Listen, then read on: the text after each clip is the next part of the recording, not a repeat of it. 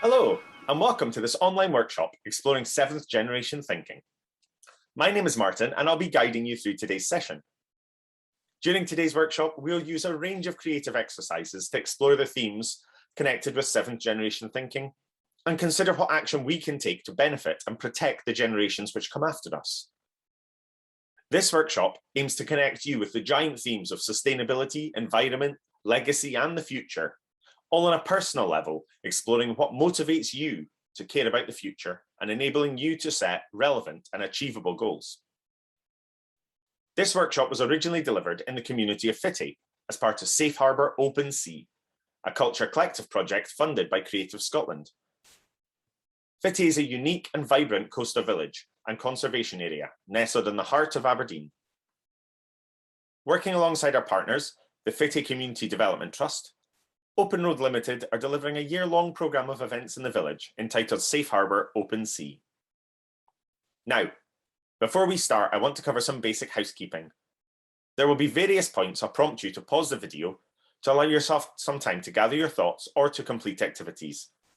When that happens, you'll see this symbol.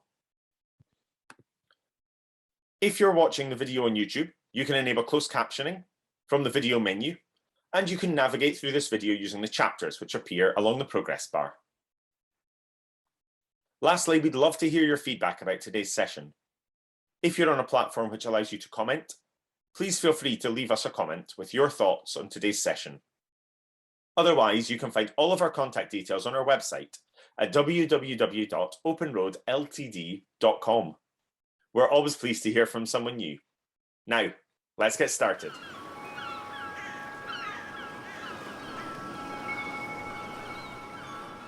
First, we'll begin with a short exercise to help us focus our minds and start exploring our relationship with generations past and future. I'd like you to imagine one of your ancestors. Now, this could be an ancestor in the traditional sense, a blood relative or someone who's in your family tree, or it could be someone unrelated to you who's from a previous generation. Either way, it should be someone who's had a direct impact on you. Take a moment to think about how that person has impacted your life. What legacy have they left behind? What do you think drove them to leave this legacy? Has this affected your outlook on life in any way? Maybe there's a place or an object which evokes a strong memory of them.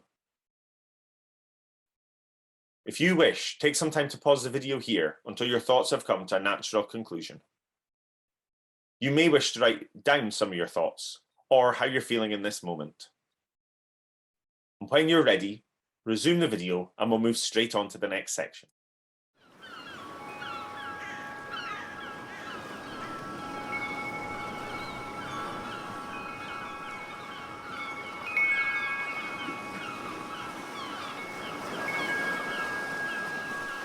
Hopefully, you've all been able to identify someone who has had an impact on you, and you've taken a moment to consider how their actions have shaped the way you live your life today. You may find it helpful to refer back to this person at various points throughout today's session. Now I want to introduce you to the main concept we'll use for the remainder of today's workshop.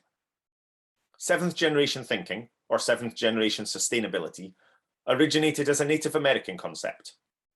Put simply, it's about making the right choices for our descendants, thinking long and making decisions which will benefit many generations to come. I first learned about seventh generation thinking in the book The Good Ancestor, How to Think Long in a Short-Term World by Roman Krasnarek. In order to explore this concept further, first I'd like us to look back 7 generations.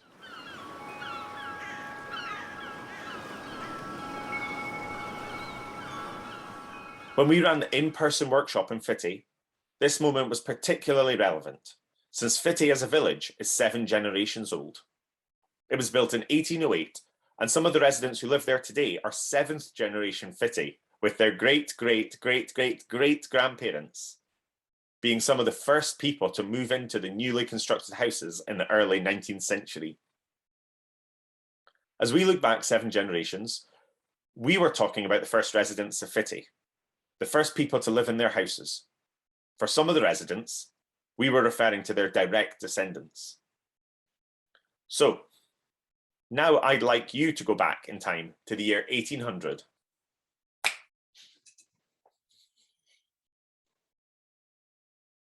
Okay, not like that. We're going to imagine the world 7 generations ago. Allow me to set some wider context for that time in history. You might find it helpful to close your eyes at this point. Overseas, the US was mourning the loss of their first president, George Washington, who passed away in 1799, while Abraham Lincoln wouldn't be born for another decade and slavery would remain legal for another 65 years. In the UK, Buckingham Palace was Buckingham House and was a fraction of the size, nor was it the permanent residence of the monarch at the time. The Palace of Westminster, or the Houses of Parliament, which we now recognise as a distinct part of the Thames skyline, were absent, with its predecessor in that location until it was destroyed in a fire in 1834.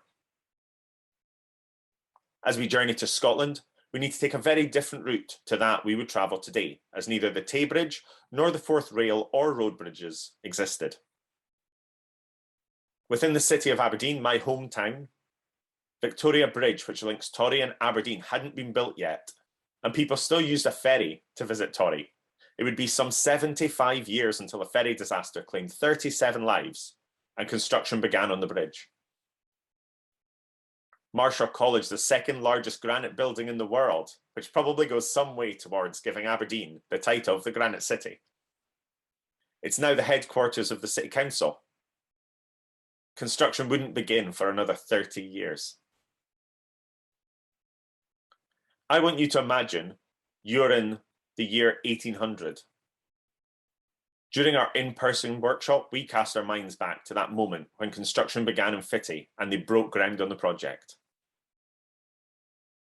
I want you to imagine you're standing there among other people in the early 19th century.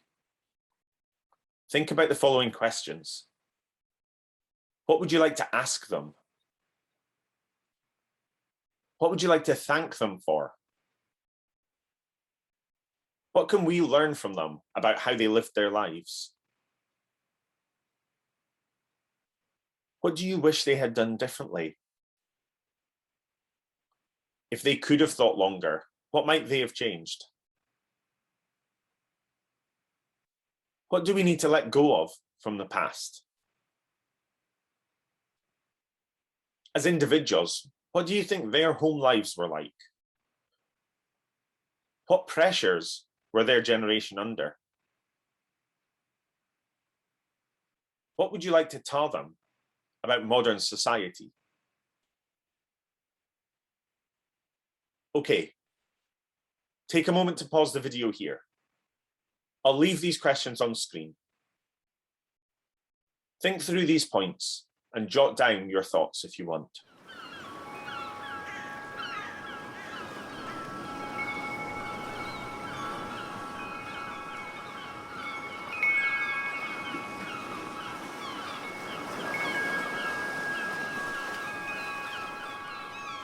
Featuring in everything from literary classics to Hollywood blockbusters, the butterfly effect is an idea that changing one small thing in the past could cause a knock-on effect and have catastrophic consequences in the present. Think Back to the Future. The message is clear that if we ever master the art of time travel, we must take extreme care to not leave any unwanted footprints behind us, for fear that we could inadvertently change history forever. I find it quite interesting that the actions we take in our everyday lives don't seem to undergo the same amount of scrutiny. How that small action we take today might inadvertently change history forever. We don't consider how that one car journey, a discarded piece of litter, or some poor consumer choices could have a far bigger impact than we first think.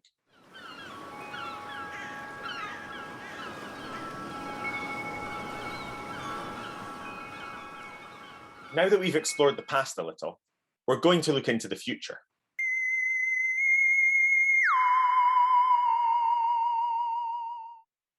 I want you to imagine that you're writing a short message in a bottle.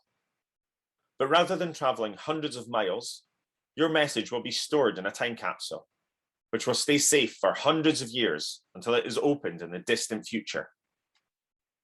Your message shouldn't be much bigger than a post-it note. What would your message be?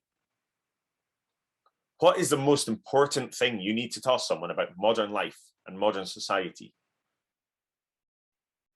What do you want to capture from this moment in time?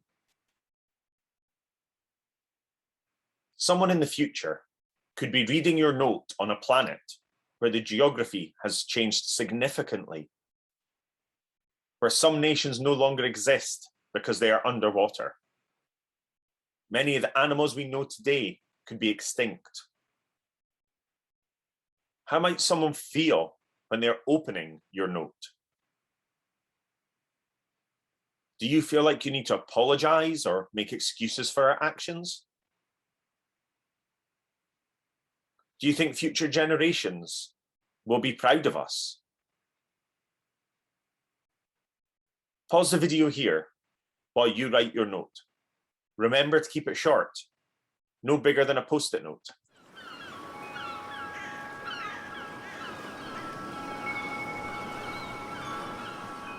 Now, I know that last task was a little difficult. There's so much we might want to say, but I wanted you to take some time to consider what the most important key pieces of information might be. Now we're going to delve a little deeper into how the world might change in the future. What do the Earth's inhabitants look like? And what about the landscape? How does that look? Your village, your town, or your city? Does it look the same?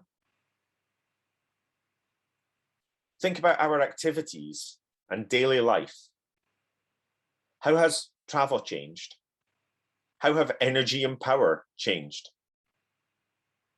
How has the daily routine changed?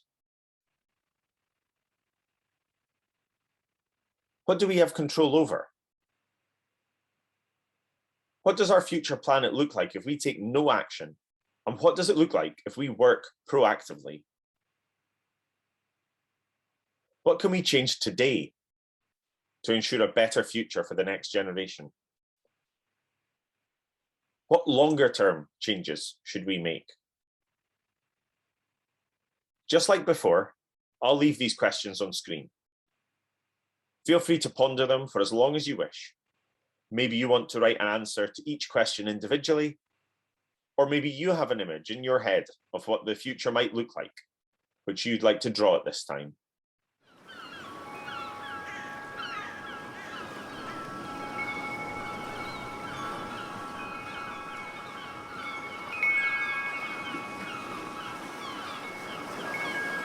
Hopefully you found the content in this video interesting so far, but there's one more important question to explore. What is your most powerful reason, your driving force to care about future generations? Why do you want to see change? Why do you think we need change? If you're at a loss as to where to start to answer this question, something made you choose to watch this video today. What was it? That might be a good place to start. This answer is important. This is what will encourage you to always strive to be a better version of yourself and to help you keep the future impact of your choices at the forefront of your mind. I'd like you to think about how you can represent this answer as an image, which you can place somewhere prominent in your home, perhaps on your fridge, at your desk, or beside your bed. For example, if you feel the most prominent reason to care about the future is because of your children or your young family members, put a picture of them in your fridge. If it's because you care about the natural beauty of your favorite scenic outlook or holiday spot, then that's the image you should use. If it's because you've seen or heard about the devastating impact climate change is having on the world, find an image which motivates you to make change.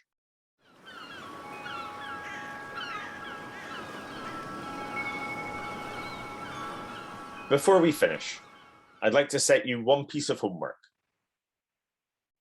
Try to find some time today to capture how you felt during today's session. Write down your thoughts in a letter to yourself. Do you feel motivated to make change for the future? Are there small changes which you pledge to make starting today? Document these feelings and commit to these pledges by writing them down and sealing them in an envelope. Put it somewhere safe so you can revisit it at a later date. I'd suggest you look at the letter again in a few months' time, but you are the best judge of when is right for you. It could be a useful motivator for those days when we feel a little lost and powerless. I'd like to thank you all for coming on this journey with me today. At Open Road, we're hoping to develop more online resources. So if you've enjoyed today's session, or if you have any feedback or suggestions, please get in touch and let us know.